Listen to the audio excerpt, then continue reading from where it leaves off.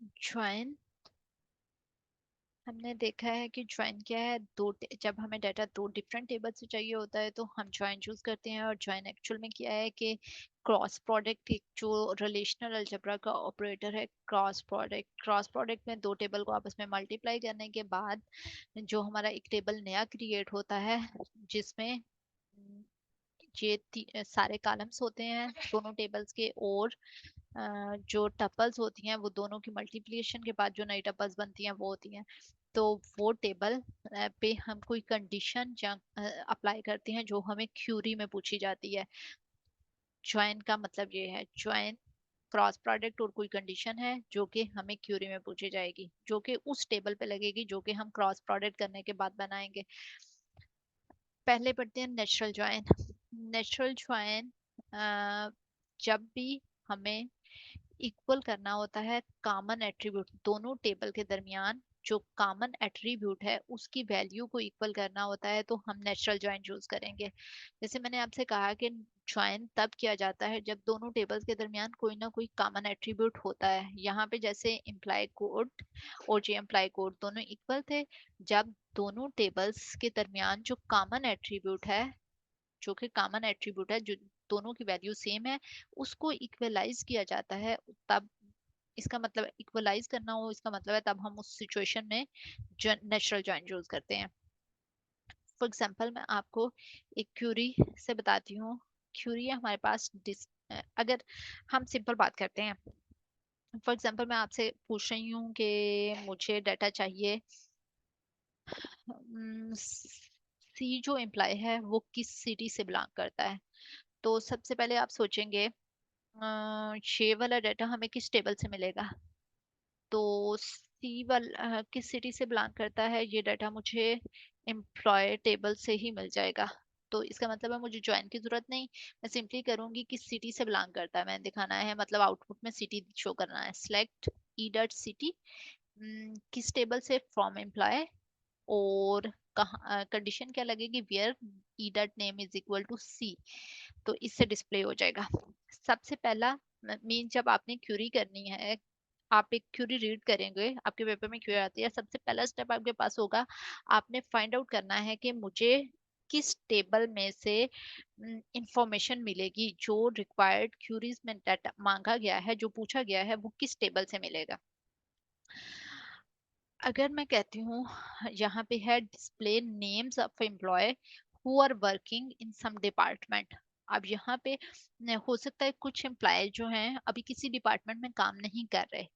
अब आपने यहाँ पे डिस्प्ले करवाना है मुझे जो खाली, ये भी कह सकती हूँ अगर आपसे क्वेरी पूछ लीजिए, जो फ्री एम्प्लॉयज है, जो अभी कुछ भी नहीं कर रहे, जिनको कोई डिपार्टमेंट असाइन नहीं होगा, तो यहाँ पे डिस्प्ले करवाने हैं वो एम्प्लॉयज जिनको अभी डिपार्टमेंट असाइन नहीं हुआ।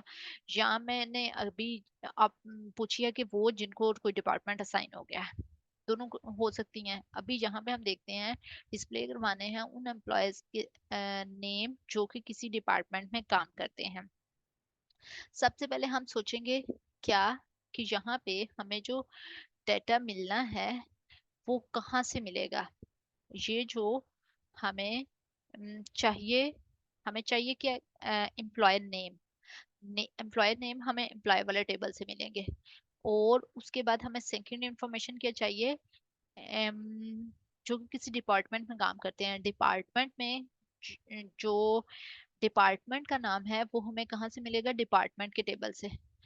तो इट मीन्स दो डिफरेंट टेबल से डाटा आ रहा है, हमें ज्वाइन करना पड़ेगा।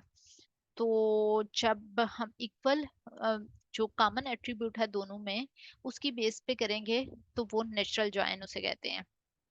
इसमें क्या हमें चाहिए, क्या डिस्प्ले करवाना है नेम। तो हम क्या करेंगे, जो डिस्प्ले करवाना होता है उसे हम सिलेक्ट के साथ मेंशन कर देते हैं। सिलेक्ट कर लो क्या, ई डॉट नेम की किस टेबल से, फ्रॉम एम्प्लॉय, एम्प्लॉय, हमने कहा कि एम्प्लॉय का नाम जो है वो एम्प्लॉय टेबल से हमें मिल रहा है, और डिपार्टमेंट का नाम हमें डिपार्टमेंट वाले टेबल से मिल रहा है। तो एम्प्लॉय कामा डिपार्टमेंट हम दोनों का मेंशन कर देते हैं। एम्प्लॉय कामा डिपार्टमेंट जब मेंशन है तो इसका मतलब क्या है कि ये क्रॉस प्रोडक्ट हो रहा है। उसके बाद हम लगाते हैं कंडीशन वेयर क्या जो एम्प्लॉय है employee dot E dot code is equal to department dot E dot code employee code. ये हमने लिख लिया। चलें जी, ये स्टेटमेंट है। इसमें एक दफा देख लेते हैं। सिलेक्ट आपने किया ई नेम को फ्रॉम एम्प्लॉय कामा डिपार्टमेंट। अब यहाँ पे एम्प्लॉय कामा डिपार्टमेंट क्या शो कर रहा है कि ये क्रॉस प्रोडक्ट।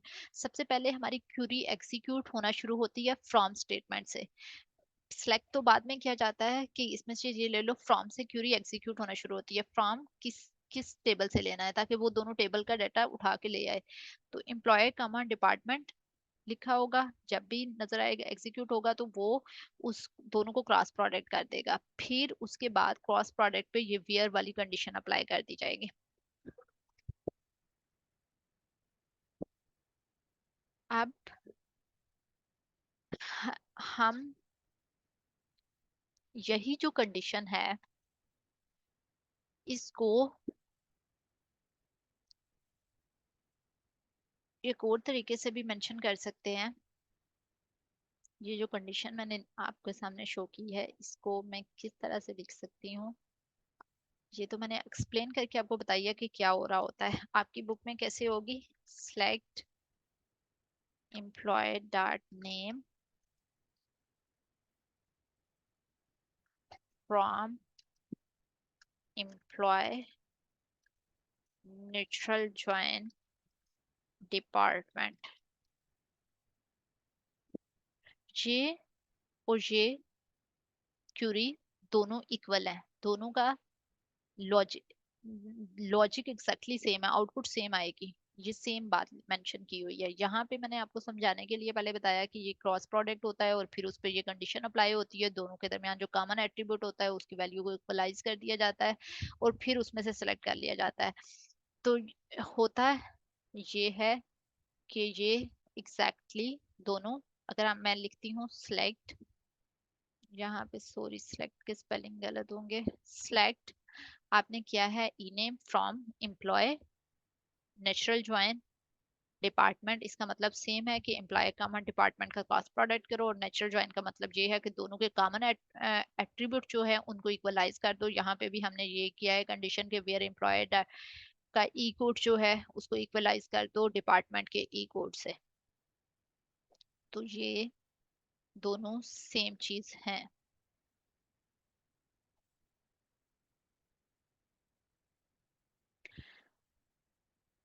हम नेचुरल ज्वाइन तब अप्लाई करते हैं जब टेबल्स के दरमियान जो हमारे पास रिलेशंस हैं उनके दरमियान कॉमन एट्रीब्यूट हो, और जो कॉमन एट्रीब्यूट्स हैं उनका जो नेम है, जो एट्रीब्यूट का नाम है कॉमन एट्रीब्यूट, वो भी सेम होना चाहिए। जैसे इधर भी ई डॉट कोड था, इधर भी ई डॉट कोड था। तो नेचर ज्वाइन ज्वाइन क्या होता है, क्रॉस प्रोडक्ट हम करते हैं दो टेबल्स को। जब हमें डाटा दो टेबल से चाहिए होता है तो दोनों को मल्टीप्लाई करके एक नया टेबल बनाते हैं और उस टेबल को उसको हम क्रॉस प्रोडक्ट कहते हैं। और जब उसमें से कोई डाटा चाहिए, कुछ स्पेसिफिक मतलब कोई कंडीशन अप्लाई करेंगे या कुछ सिलेक्ट स्टेटमेंट होगी तो उसको हम ज्वाइन कहते हैं। नेचुरल ज्वाइन ज्वाइंस की एक टाइप है और वो नेचुरल ज्वाइन क्या क्या है, जब दो टेबल्स के दरमियान हम जब उसे क्रॉस प्रोडक्ट करते हैं तो कॉमन एट्रीब्यूट जो होता है उसकी वैल्यू को इक्वलाइज किया जाता है उस जगह पे, उसको हम नेचुरल ज्वाइन कहते हैं। यहाँ पे मैंने एग्जांपल आपको देख दी। और क्यूरी कैसी हो सकती है और उस क्यूरी के रिजल्ट किस तरह से आप लिख सकते हो, इस फॉर्म में भी क्यूरी लिखी जा सकती है और ये भी, ये दोनों एग्जैक्टली सेम चीजें हैं।